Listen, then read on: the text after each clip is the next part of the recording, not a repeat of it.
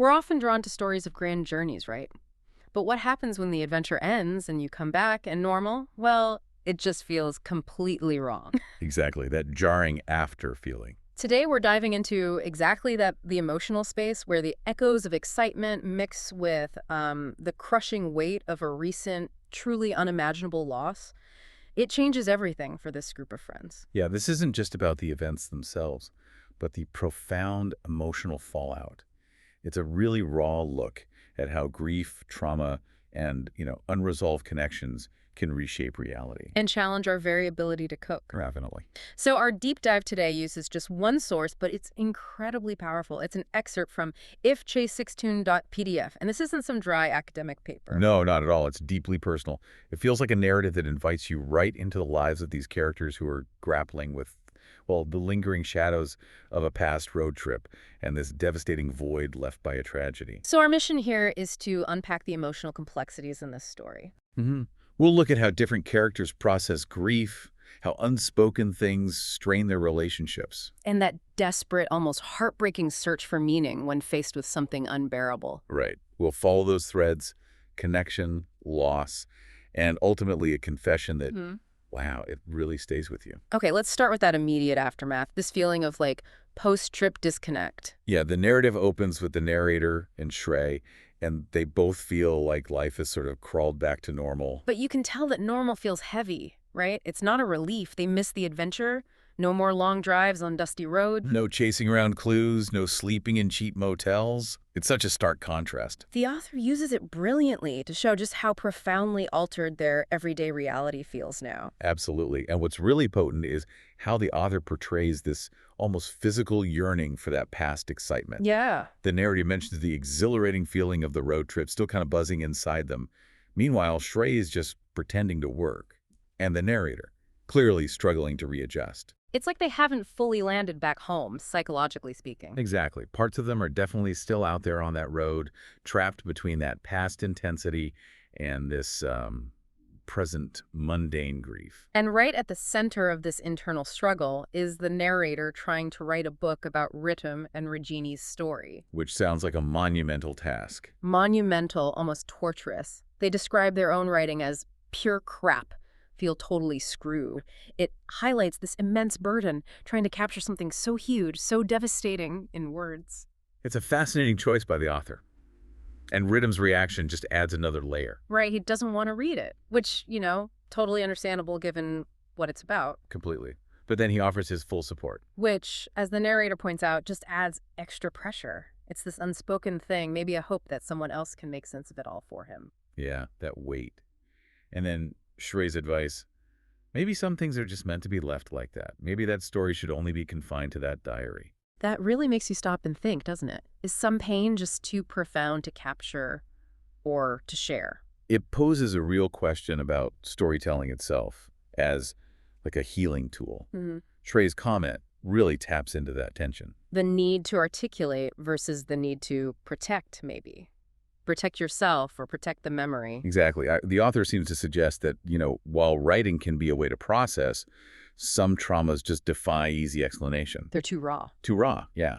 Externalizing them might feel like diminishing them or just re-traumatizing yourself. So the narrator's struggle isn't just about, is the writing good? It's about the impossibility of it. Right. Translating that kind of profound, violent loss into a neat narrative someone can just read without feeling the pain.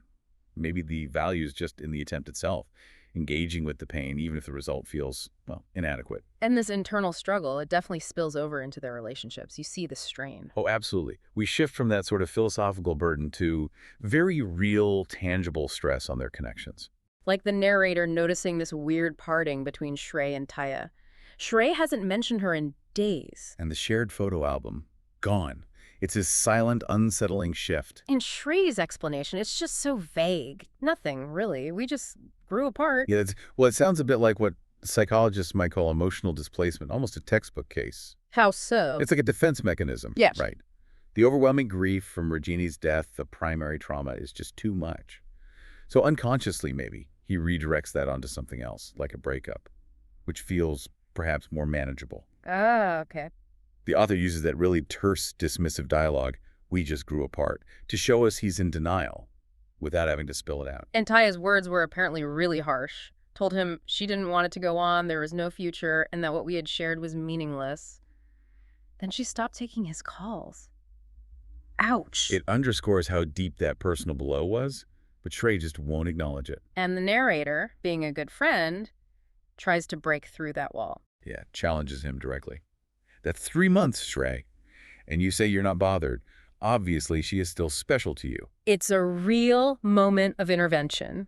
What? But Shrey's reaction, Defensive. Immediately fires back with that gay comment. which just screams deflection, doesn't it? Totally. He's pushing away from the real feelings. Yeah. And the narrator has to give this ultimatum. Either you do it, or I will. Forcing him to actually confront Taya. It really shows how stuck Shrey is, unable to process this rejection while already carrying all that other unaddressed grief. It's a stark picture of how that primary grief can just paralyze you in other parts of your life.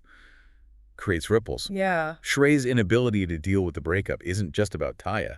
It's likely made so much worse by the weight of Regini's death. He just doesn't have the emotional bandwidth for more pain. So the author uses this subplot to show another way the aftermath is lingering, how different people are manifesting their struggles. Exactly, and that intense focus on the present, that almost desperate clinging to loved ones. It highlights how fragile their whole emotional world is now.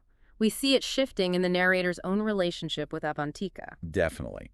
It becomes intensely focused on cherishing the present, but also fearing the future. Since Regini's death, the narrator admits, I make an effort to make her feel what I do. There's this new urgency. Yes, and the fear is just palpable. The narrator says it outright. Ever since we came to know what happened to Regini, I am constantly scared. I want her to be around. So their shared moments, these cheesy romantic dinners to celebrate our love, they're not just simple romance anymore. No, they feel almost like a ritual. A desperate attempt to anchor themselves in the present, reaffirm that connection. Because, as the narrator asks, after all, who knows what tomorrow has in store? And that directly links their actions back to the loss of Regini.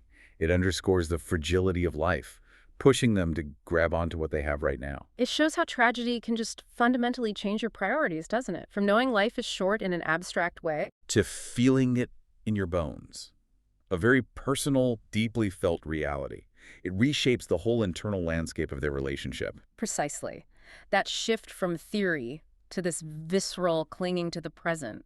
Every shared moment feels heavier now. It really alters the nature of their intimacy. And it's right into this fragile moment that the author drops an absolute bomb, sends the whole narrative spiraling darker. Yeah, the setup is almost cruel. The narrator's anticipating a nice evening with Avantika, putting on their best smile. But her demeanor, Hmm. completely wrong. She is cold. Her eyes are vacant, and they aren't encouraging. She has tears in her eyes. And the narrator's internal reaction, oh shit, what now? That immediate gut-wrenching dread, it captures the shift perfectly. The author builds that tension so expertly, shatters the narrator's optimism instantly, replaced by pure foreboding. It's not just a plot point. It signals something awful has arrived, disrupting their fragile peace. Exactly. And it has. Avantika hands over a torn envelope from Reedham. And the narrator instantly recognizes the handwriting. Yeah, a familiar handwriting, almost like a girl's, but it degenerates as the note reaches its end, recalling a whole diary in that handwriting. What strikes you about how this note is presented? Well, the physical state of it. It feels like foreshadowing, doesn't it? The handwriting degenerating. Like his mind unraveling. Exactly. It's a powerful visual metaphor for Radham's own descent into despair. And then the title, The Last Note. Chilling. The narrator says their blood curdles.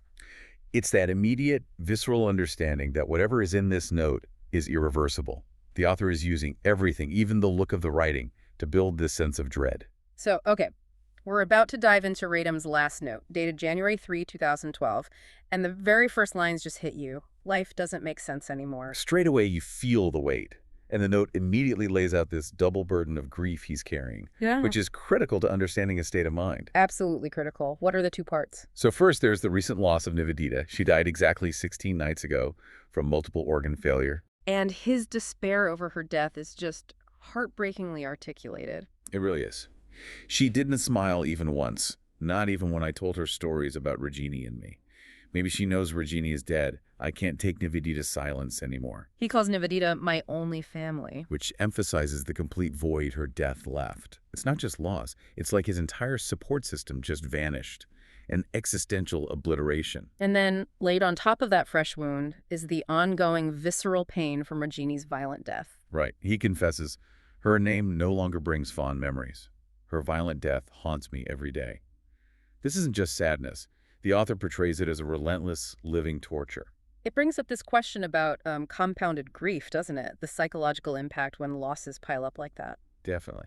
For Reedham, Regini's memory isn't fading into something gentle. It's becoming more vivid, more gruesome. His mind is like a prison of these horrific images. And the author doesn't hold back on the brutality. Radham describes her skin burning to charcoal, the images of her being torn apart and bruised by metal shrapnel. It kills me. It's graphic. He repeatedly sees Regini's body being carried in a bloodied stretcher, the doctor pronouncing her dead, the funeral of her mortal remains, her charred body. The hand I held, the face I loved to look at, mangled and burnt. In that constant loop he mentions, where everything changes in those scenes in my head, but the end is always the same. Regini dies. It just drives home how relentless his trauma is. Complex trauma. He can't escape it. His own mind is tormenting him. And the narrative shows starkly how conventional coping methods have failed him. Yeah, he says it plainly. The medicines don't help. For the last 3 months, all I have done is taken medicines and visited therapists and doctors just to stop myself from imagining. But it hasn't worked. Which pushes him towards self-destruction. Sedate myself with pills and alcohol. Waking up in pools of my own blood and bile. His conclusion: nothing disgusts me more than my life itself. It paints a picture of just absolute relentless torment that's consumed him. And this leads to, well, the truly devastating part. Ridham details his final plan. Yeah. He states it clearly. I had to die. I had to put to an end to my life. And he found a method inspired by this guy Nigel, who apparently demonstrated how to nearly kill yourself with heroin. So Reedham chooses a speedball that's cocaine and heroin injected together. A notoriously dangerous combination. Potent, unpredictable, often fatal effects on the nervous system. He saw it as ensuring certain death. What's so chilling is the methodical, almost detached way he talks about it. Yep. He's not just passively giving up. He's actively pursuing this path he believes will bring peace. He describes piercing the sharp needle of the first injection, feeling a little lightheaded, believing he's already on my way. It's a chillingly calm account of a final desperate act.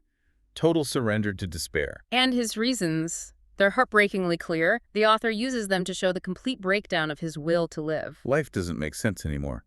He wants to escape my pitiable existence. Feeling like he's dying a slow death every moment, every day, and I can't take it anymore. He even twists it into thinking it's a favor to others. I will do everyone a favor if I kill myself. Which shows just how distorted his self-worth became. And maybe the most profound reason is that longing for reunion. He says, if there's a chance that I would meet her, then I am ready to take it. A desperate yearning to be with Regini and Nivedita on the other side. It highlights the immense power of connection, even beyond death, as the driving force for his final act. His love for them, twisted by grief, becomes the very reason he surrenders. A final, tragic act of devotion in a way. His last moments, as he describes them in the note, they're filled with that desperate hope, feeling drowsy, the pain dying out, ready for the second injection. And his final thoughts are just focused on seeing her. I wish I could see her now. It's just a gut-wrenching farewell, presented with such haunting clarity by the author. It is. This note really captures the ultimate human vulnerability when faced with sorrow that feels insurmountable. The author doesn't just describe grief, you feel immersed in its suffocating reality. It's a testament to how loss, especially violent compounded loss, can shatter someone's will to live. Yeah. It replaces all reason with just this singular, desperate desire for reunion, even if it means through death. The text forces you to confront how relentless complex trauma can be, how a mind can become a prison of its own horrific memories. Yeah. So this deep dive into the last note, it reveals such a raw, unfiltered response to unimaginable loss. Ridham's words are incredibly powerful. Document of despair. Exactly. But the narrative also subtly shows the silent struggles of the other characters, right? Trying to move forward and make sense of their changed world. Absolutely. It reminds us how tragedy doesn't just unravel individuals. It unravels the connections between them, alters the whole fabric of their reality. It pulls back the curtain on that immense weight of unresolved grief and the difficult, sometimes impossible choices people face when they feel utterly consumed by sorrow. The author's depiction really forces us to see that for some, The pain becomes so profound, the only escape they see is, well, ending it. And those left behind often grapple with their own unacknowledged, displaced grief that keeps shaping their lives. So what does this narrative ultimately tell us? About the stories we choose to tell, maybe, and the ones that might just be too heavy to bear, even for the people who love us. Yeah, it makes you think about the impact of those unshared burdens. And how vital it is, maybe even in the darkest times, to really see and acknowledge the pain in those around us before their story ends up being called the last note. Something to definitely mull over. Until our next deep dive.